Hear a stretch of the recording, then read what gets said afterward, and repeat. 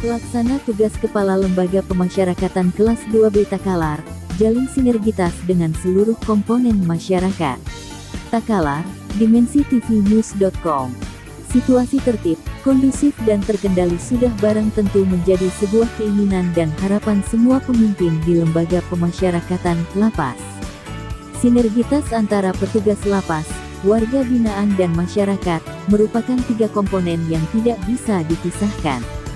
Di Lembaga Pemasyarakatan Lapas Kelas 2B Takalar, di bawah kepemimpinan Ashari, tiga komponen ini menjadi bagian hal penting yang mesti disinergikan.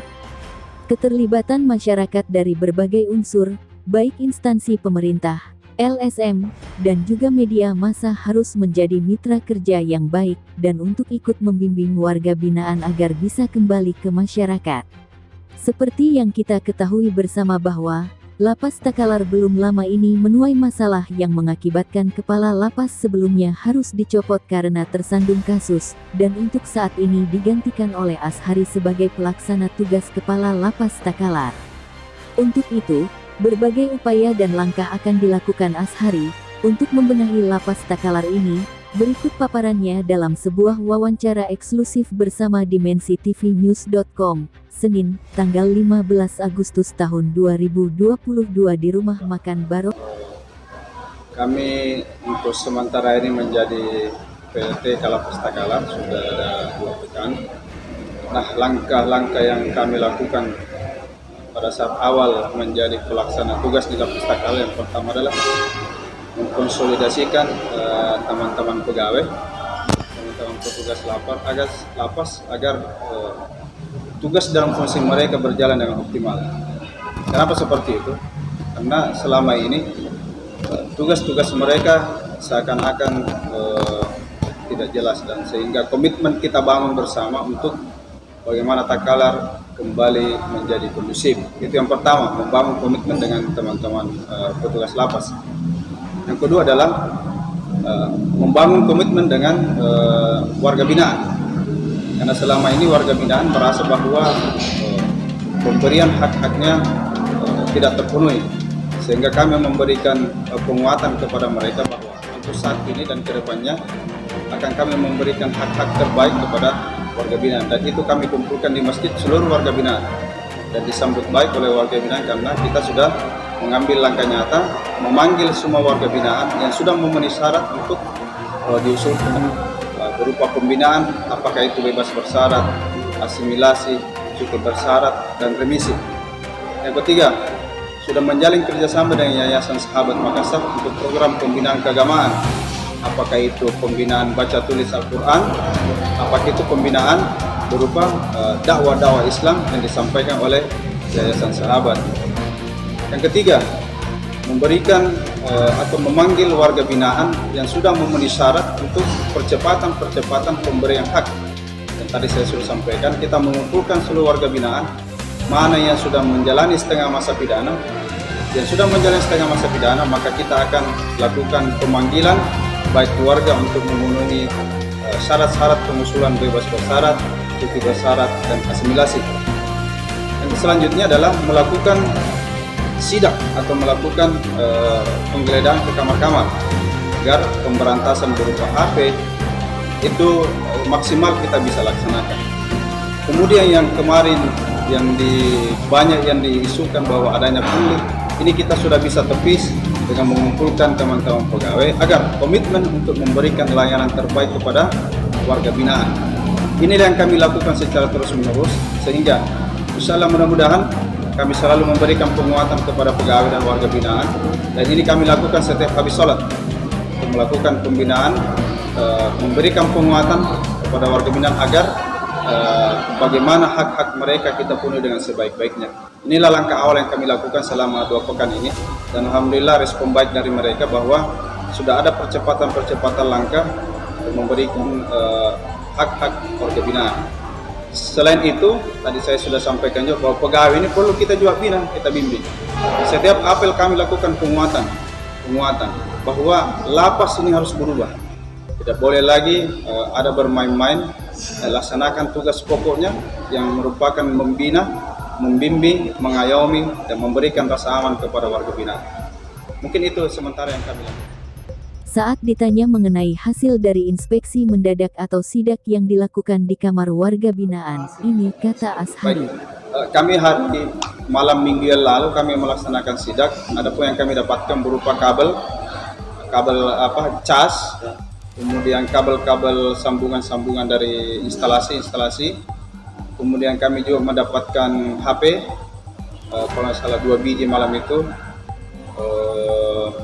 Kemudian barang-barang benda lain yang kira kami anggap berbahaya, sehingga itu perlu kami lakukan secara rutin.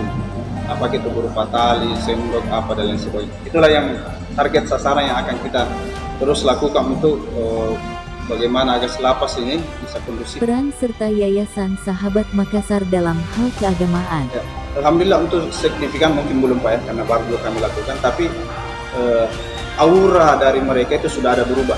Paling tidak salat berjamaahnya itu sudah luar biasa atensinya Pak. Asar dan duri itu hampir full masjid. Duri itu cuma setengah saja. Ini kita bagaimana mendorong mereka untuk pertama itu perbaiki sholat dulu. Sholat duhur dan asar itu wajib di masjid. Ini wajib kami lakukan karena kenapa? Disitulah program pembinaan awal untuk sholat dulu Pak. Kalau sholatnya aman, insya Allah itu yang lain juga akan mengikut baik. Inilah yang pertama kami lakukan. Yang kedua untuk Yayasan Sahabat, kami dibantu buku namanya Dirosah, pendidikan Al-Quran buat orang dewasa. Itu akan kami lakukan setiap pekan untuk melakukan pembinaan kepada warga binaan yang sistemnya itu mekanismenya dilakukan per kelompok-kelompok. Nah, kita bina dulu untuk narapidana yang sudah lancar cara mengajarnya di Rosa, kemudian mereka lah yang mendampingi per kelompok-kelompok. Insya Allah akan tercover semua kalau sudah, karena pembelajaran terbaik itu adalah pembelajaran sebaya. Mereka lebih senang kalau diajari teman-temannya. Mereka itu malu kalau ada dari pegawai, tapi kalau dengan sebayanya maka kita cuma mendorong saja dari belakang. Itulah yang kami lakukan dengan Yayasan Sahabat. Dan kami sudah dibantu buku di Rosa sama buku zikir. Ya, zikir yang kecil bukunya itu. Itulah yang kami dibantu dengan Yayasan Sahabat itu. Insyaallah nanti kami akan melakukan kerjasama dengan Kementerian Agama dalam waktu dekat. Menandatanganan kesepakatan bersama untuk juga pembinaan warga binaan di dalam. Insyaallah waktu dekat ini kami lakukan penjadwalan. Kami sudah ketemu dengan mereka. Benar waktu dekat kita bikin MOU Pak. Kedepannya, Lembaga Pemasyarakatan Kelas 2B Takalar akan bekerja sama dengan Kementerian Kami sudah Agama ketemu mereka. Kabupaten Takalar. Item-item pertemuan itu kita sudah bahas bahwa kegiatan-kegiatan ini berupa pembacaan Al-Quran, kemudian ceramah-ceramah agama, kemudian tahsin, perbaiki bacaan, dan pelajaran-pelajaran lain yang akan diberikan oleh Kementerian Agama. Dan itu sudah ada draftnya sama kami. Kami sudah ketemu insyaallah. Kami sisa menunggu waktu dari Kanwil, mudah-mudahan dari Kanwil bisa menyaksikan untuk penandatanganan MOU itu. Itu dilakukan per minggu, per bulan? Mungkin tiap hari Pak rencananya. Siap, tiap hari. Karena tenaga penyuluh dari Kementerian Agama katanya baik. Ya. Ini belum kami, tapi nantilah kami share lagi kembali kalau sudah berjalan. Masih rencana Pak. Langkah yang dilakukan saat ini dalam mengantisipasi masuknya barang-barang seperti narkoba dan lain-lain.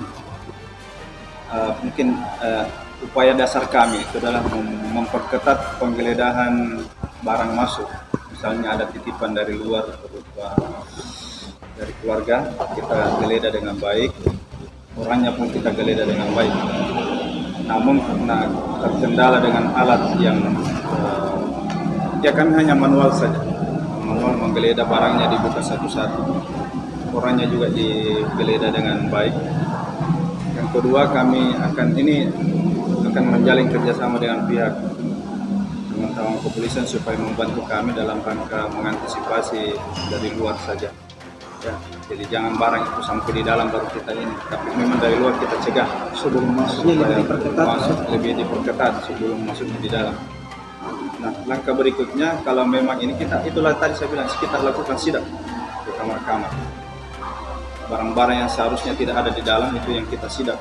Contoh narkotika, HP, pisau, kabel, tali temali, botol-botol kaca, itulah yang tidak bisa masuk, yang kore, itulah yang bisa membahayakan teman-teman.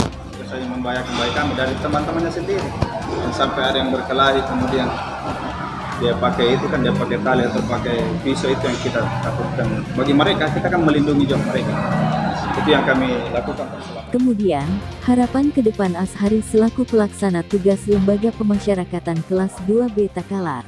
Harapan kami tentu, karena lapas ini sudah menjadi viral di mana-mana, sehingga kami berharap bahwa lapas ini berbenah, lapas ini menjadi kondusif, lapas ini menjadi andalan lapas-lapas di Sulawesi Selatan, sehingga lapas ini tidak dijadikan lagi sebagai